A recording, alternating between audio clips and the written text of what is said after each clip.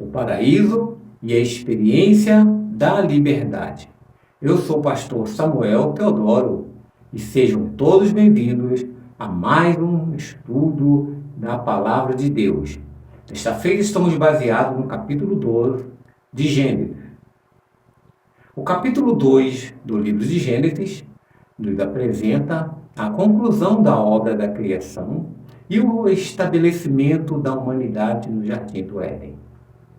Aqui encontramos verdades fundamentais sobre o propósito do homem, o descanso de Deus e o plano divino para a liberdade e a comunhão. No centro desse relato, temos o conceito de liberdade dentro da vontade de Deus. O paraíso não era apenas um lugar de beleza e abundância, mas também um espaço de relacionamento e responsabilidade.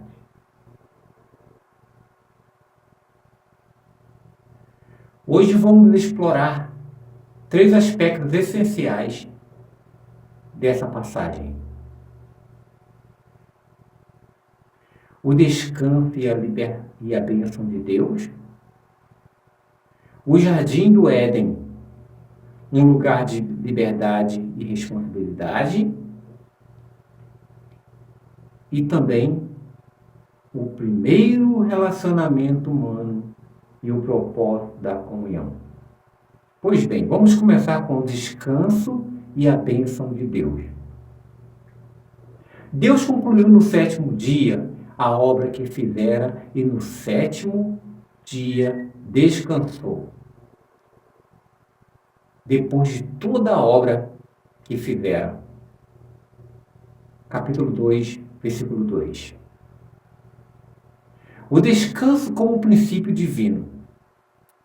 Desde a criação, Deus estabeleceu um princípio essencial para a vida humana: o descanso. Mas esse descanso não é sinônimo de inatividade ou preguiça. Pelo contrário, é um tempo separado para renovação, completação e comunhão com o Criador.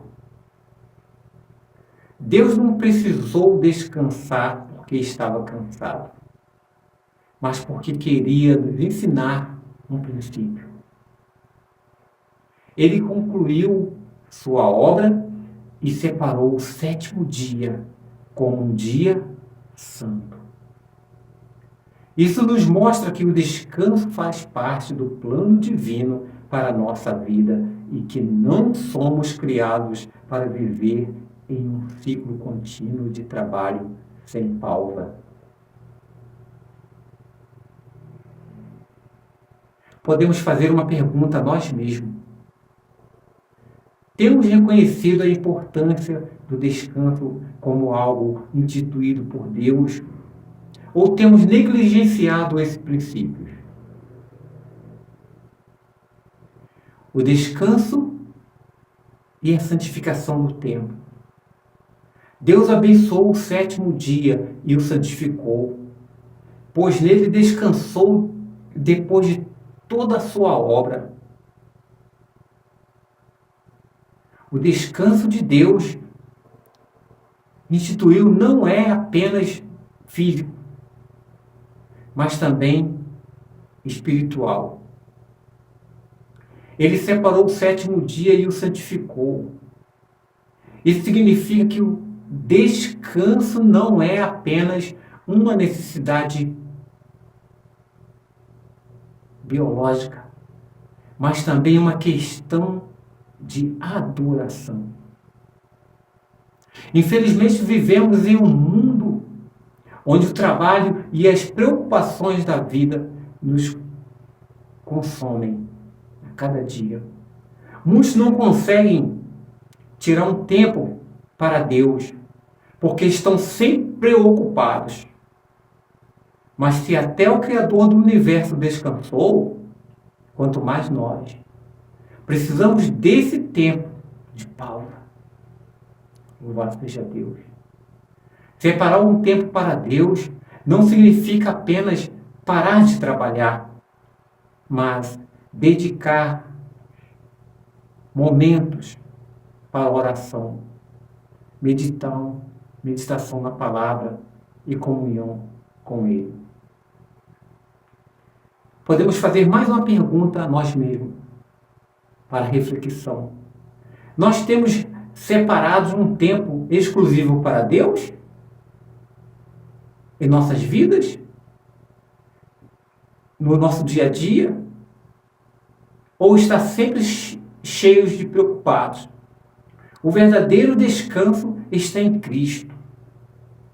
Jesus reforçou esse princípio ao dizer: vinde a mim,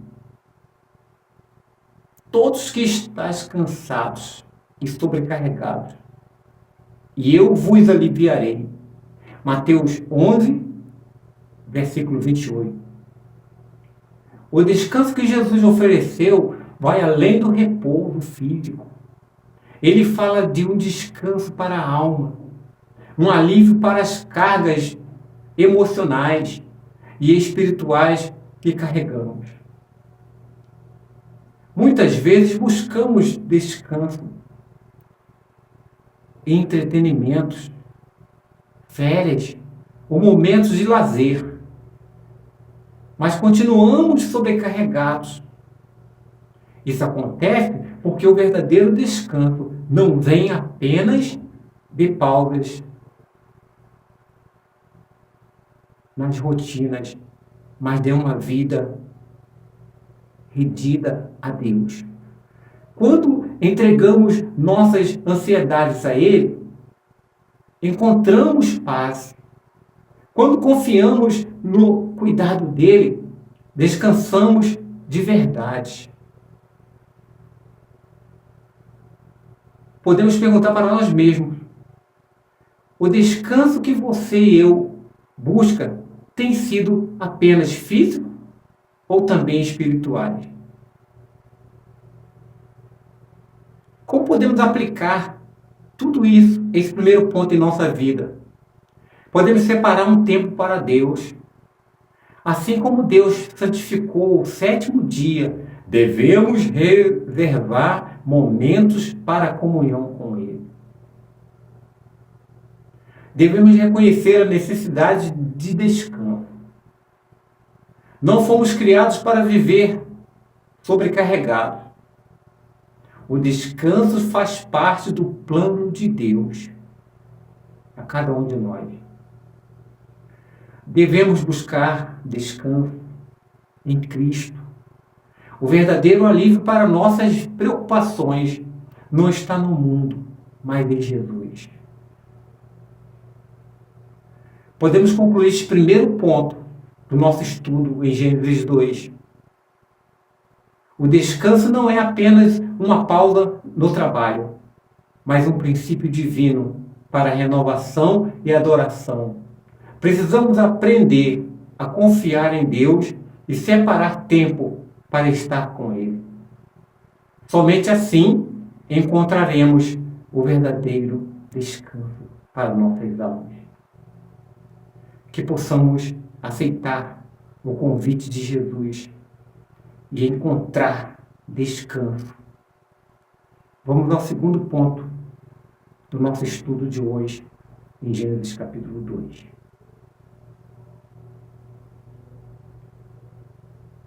O jardim do Éden. Liberdade e responsabilidade. Yahvé, Deus, tomou o homem e o colocou no jardim do Éden para o cultivar e o guardar. Gênesis capítulo 2, versículo 15. O Éden foi um presente de Deus ao homem. O jardim do Éden foi preparado por Deus como um ambiente perfeito para o homem. Lá tudo era abundante e harmonioso. O próprio Deus cuidou de cada detalhe para Adão, para que ele tivesse um lugar onde pudesse viver e prosperar. No entanto, o Éden não era apenas um local de conforto e prazer, mas também um espaço de trabalho e responsabilidade. Deus colocou o homem ali com um propósito: cultivar e guardar o jardim. Isso nos ensina que a vida cristã não é apenas sobre desfrutar das bênçãos de Deus, mas também sobre responder a elas com fidelidade. Assim como Adão recebeu o Éden para cuidar, Deus nos dá responsabilidades, talentos e relacionamentos que devemos administrar com responsabilidade. A primeira pergunta que possamos fazer a nós mesmos: nós temos reconhecido as bênçãos de Deus? Nós temos colocado em sua vida? Ou temos reclamado do que ainda não temos? Liberdade dentro da vontade de Deus. Deus deu ao homem liberdade para desfrutar do Éden, mas estabeleceu um limite. Ele não poderia comer da árvore do conhecimento do bem e do mal. Gênesis capítulo 2, no versículo 17. Isso nos mostra que a liberdade verdadeira não é fazer tudo o que queremos, mas viver dentro do propósito de Deus. Muitos acreditam que liberdade significa ausência de regras. Mas a Bíblia nos ensina que a verdadeira liberdade está em obedecer ao Senhor. Adão podia comer de todas as árvores do jardim, menos de uma. Deus não o privou de bênçãos, mas estabeleceu um limite para o seu propósito. Bem, esse princípio se aplica a nós hoje. Deus nos dá muitas bênçãos, mas nos orienta a viver e a evitar caminhos que levam à destruição. Qual pergunta possamos fazer novamente? A liberdade que você busca está dentro ou fora da vontade de Deus?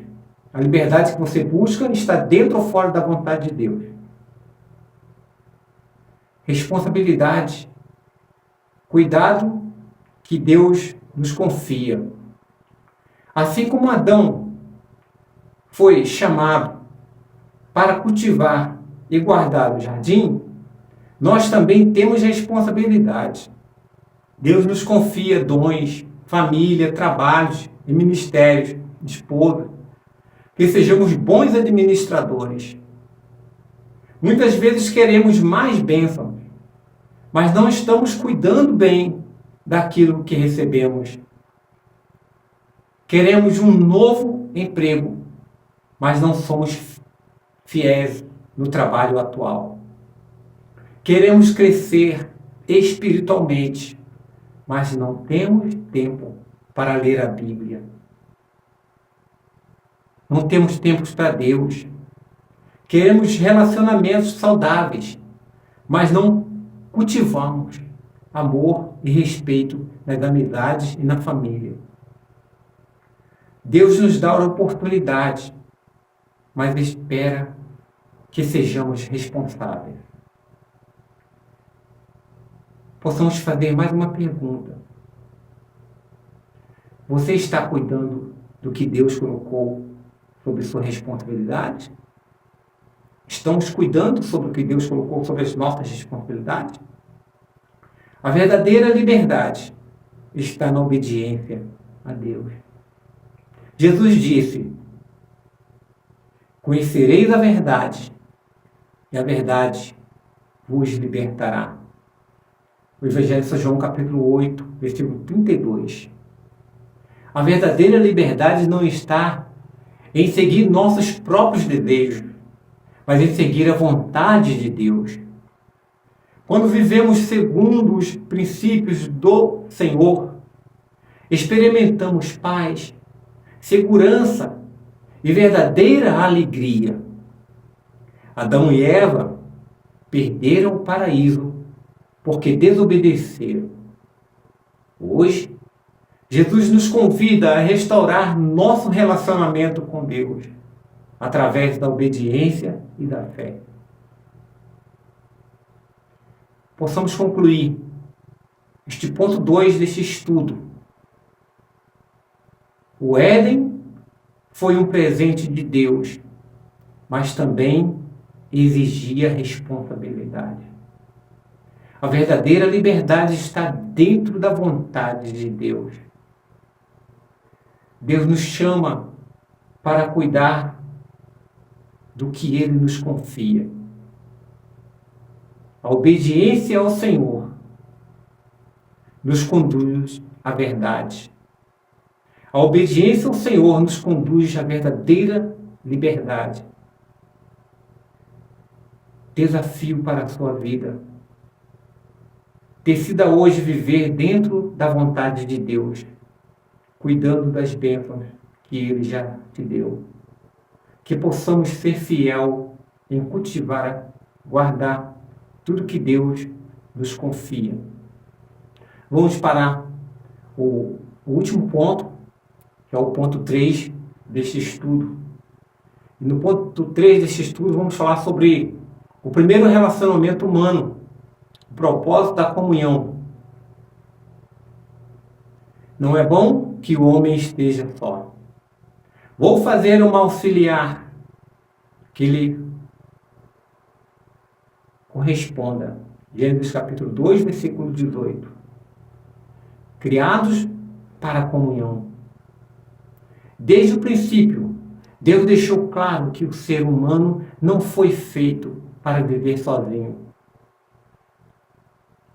O propósito de Deus, viver em comunhão dentro da Trindade, foi Filho e Espírito Santo, Pai, Filho e Espírito Santo. E Ele criou o homem à sua imagem e semelhança, ou seja, para se relacionar. Primeiro, Deus deseja que tenhamos comunhão com Ele, mas também nos criou para viver em comunhão com o próximo. O primeiro relacionamento humano não surgiu por acaso, mas foi um ato intencional do Criador. Deus olhou para Adão e disse que a sua solidão não era boa. Isso nos ensina que a verdadeira plenitude não está apenas em conquistas individuais, mas na capacidade de compartilhar a vida com os outros. Pergunta que possamos fazer: você tem cultivado sua comunhão com Deus e com as pessoas ao seu redor? O casamento é reflexo da unidade divina. Então o homem exclamou: esta sim é ossos dos meus ossos e carne da minha carne. Ela será chamada mulher, porque foi tirada do homem. Versículo 23 do capítulo 2. Quando Deus criou Eva e apresentou a Adão, ele imediatamente reconheceu nela um reflexo de si mesmo. Deus instituiu o casamento como uma união profunda entre um homem e uma mulher, onde ambos se tornam uma só carne. Versículo 24. O casamento não é apenas uma parceria humana, mas uma aliança espiritual. Ele reflete a relação entre Cristo e a igreja. Efésios capítulo 5, versículo 25. Assim como Cristo ama a sua igreja e deu sua vida por ela, o casamento deve ser marcado por amor, compromisso e sacrifício. A pergunta que devemos fazer a nós, em nossos casamentos, em nossos relacionamentos, que sejamos um construtor. Você tem amado? Você tem tido compromisso e refletido sobre o plano de Deus? A comunhão no relacionamento diário. A necessidade da comunhão vai além do casamento. Deus nos criou para viver em família. Amizade e comunhão. Em Eclesiastes, capítulo 4, versículo 9 ao 10. Melhor é serem dois do que um, porque tem melhor paga do seu trabalho. Porque se um cair, o outro levanta o seu companheiro. Mas ai do que estiver só, pois caindo, não haverá outro que o levante. Na vida cristã, precisamos uns dos outros. A igreja é um corpo, onde cada membro tem um papel importante. Na carta de 1 Coríntios, capítulo 12, versículo 12, o ensolamento das fraquezas e da comunhão nos fortalece. Pergunta para reflexão: você tem valorizado seus relacionamentos ou tem vivido isolado? Podemos aplicar essa palavra em nossas vidas. Valorizar os relacionamentos. Não fomos criados para viver sozinhos. Precisamos investir tempo e esforço para fortalecer laços familiares, de amizade e na igreja. Agir com amor e compromisso no casamento. Na amizade e na família.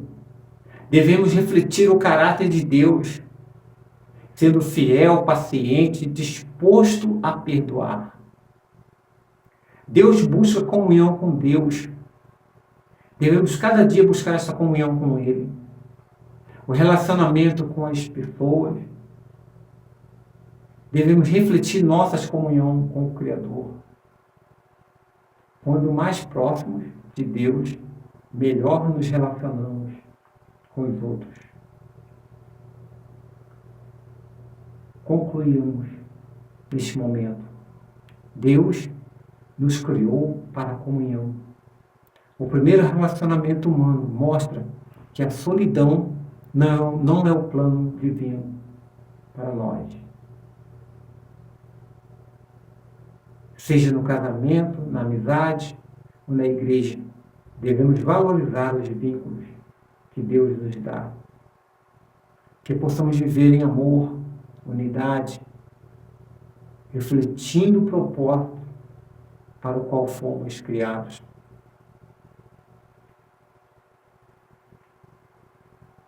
Estamos chegando ao final deste estudo, mas a experiência do paraíso nos ensina que Deus deseja nos dar descanso, liberdade e relacionamentos saudáveis. No entanto, tudo isso só é possível quando vivemos segundo sua vontade. O verdadeiro paraíso não está apenas em um lugar físico, mas na presença de Deus em nossas vidas. Mesmo depois da queda do homem, Deus preparou um caminho de restauração através de Cristo.